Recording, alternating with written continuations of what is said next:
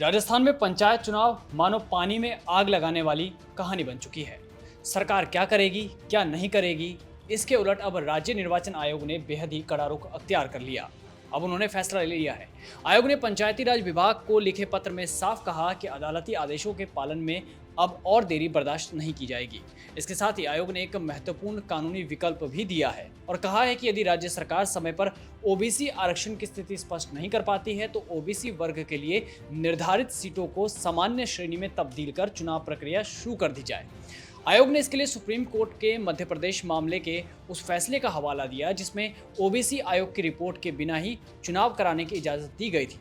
अब इसका क्या असर होगा, इस बारे में चर्चा करेंगे। दरअसल उससे पहले बता दें कि आपको आयोग ने सुप्रीम कोर्ट के सुरेश महाजन बनाम मध्य प्रदेश मामले का हवाला देते हुए कहा कि ऐसी स्थिति में ओबीसी सीटों को सामान्य श्रेणी मानकर चुनाव कराए जा सकते हैं।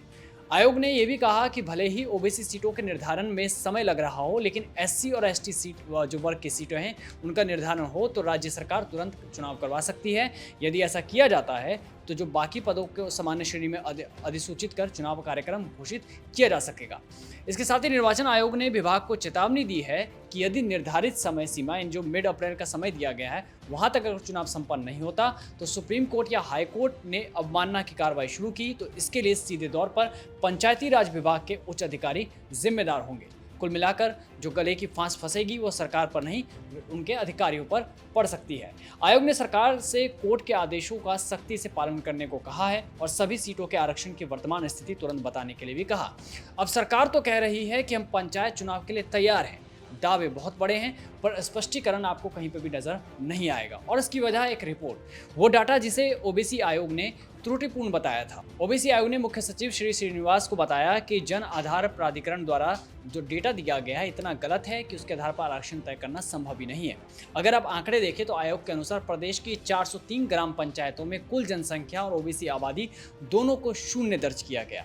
इसके साथ ही सरकारी दिशा निर्देशों के अनुसार ग्राम पंचायत की आबादी कम से कम 1200 होनी चाहिए, लेकिन 118 पंचायतों में ये मात्र 1 से 500 ही दिखाई गई है।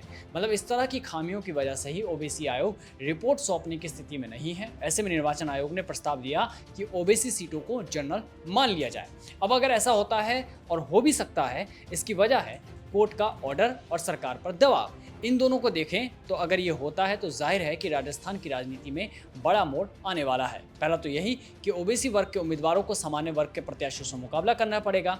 ये कहने में आसान लगता है लेकिन उन क्षेत्रों में असर होगा जहां ओबीसी आबादी अधिक है वहां और वो लोग आरक्षण की लगातार मांग कर रहे हैं। ऐसे में वहां के नेताओं का विरोध और जनता का रुख बड़ा ही मायने रखेगा। कांग्रेस वहीं इस मामले पर पहले ही सरकार पर हमलावर है कि चुनाव नहीं करवा रही, चुनाव टाले जा रहे हैं। वहीं पूर्व विधायक सैम लोढ़ा ने सुप्रीम कोर्ट में कैविएट दाखिल कर दी। कैविएट जो दायर किया गया उसमें कहा गया कि सरकार की याचिका पर सुनवाई के समय उन्हें भी सुना जाए। पूर्व विधायक ने कहा सरकार किसी न किसी तरह से चुनाव टालना चाहती है जबकि इन निकायों के चुनाव पहले से ही देरी में चल रहे हैं। वहीं सरकार की ओर से इस मामले को लेकर दायर विशेष अनुमति याचिका यानी कि एसएलपी में कहा गया कि हाईकोर्ट ने 113 नगरीय निकायों का परिसीमन रद्द कर दिया। ऐसे में चुनाव कराने के लिए समय बढ़ाया जाए। एसएलपी में कहा गया है कि हाईकोर्ट ने 309 में से 113 नगरीय निकायों के वार्डों के परिसीमन को सही नहीं माना। इन नगरीय निकायों में वार्ड संख्या तो नहीं बदली गई लेकिन इनकी आंतरिक सीमाओं को बदल दिया गया था। हाईकोर्ट ने वार्डों की सीमा में बदलाव को रद्द कर दिया। ऐसे में इनके परिसीमन की नए सिरे से प्रक्रिया पूरी करने के लिए समय की आवश्यकता है, ये सरकार का कहना है। बता दें कि राजस्थान हाईकोर्ट ने वहीं 14 नवंबर को करीब 439 याचिकाओं पर फैसला सुनाते हुए राज्य सरकार को प्रदेश में 15 अप्रैल तक पंचायत और निकाय चुनाव कराने के निर्देश दिए थे और सरकार को 31 दिसंबर तक परिसीमन प्रक्रिया पूरी करने के लिए भी कहा था। सुप्रीम कोर्ट ने भी इस फैसले को ही बरकरार रखा था। अब ये तारीख अधिकारियों के गले की फांस इसलिए बनती जा रही है क्योंकि जाहिर है कि निर्वाचन आयोग के इस नए पत्र ने सरकार और अधिकारियों की धड़कनें बढ़ा दी होगी। आयोग का मानना है कि डेटा की कमियों के आधार बनाकर लोकतंत्र के उत्सव को हम अनिश्चित काल के लिए नहीं रोक सकते। ओबीसी आयोग ने जन आधार प्राधिकरण से गलतियों को तुरंत सुधारने को भी कहा है। साथ ही मुख्य सचिव से आग्रह किया गया है कि सभी जिला कलेक्ट्रेट को निर्देश किए जाएं कि वे पंचायतवार एससी, एसटी और ओबीसी की सटीक जनसंख्या का डेटा उपलब्ध कराएं। 24 फरवरी तक विभाग को कोई पुख्ता जानकारी न मिलने के कारण ये नाराजगी जताई गई थी। अब सरकार के साथ अधिकारियों पर भी कहीं ना कहीं दबाव है। ऐसे में निर्वाचन आयोग के विकल्प पर अगर सरकार आगे बढ़ी तो कांग्रेस के पास ऐसा मुद्दा होगा जो आने वाले चुनाव में बीजेपी को बैकफुट पर ला सकता है। अगर ओबीसी सीटों को जनरल माना गया तो असर सीधा सा है कि चुनाव पर होगा ही होगा। बता दें कि राजनीतिक और सामाजिक विश्लेषण के आधार पर राजस्थान के लगभग 20 से 22 जिले ऐसे हैं जो ओबीसी बाहुल्य माने जाते हैं।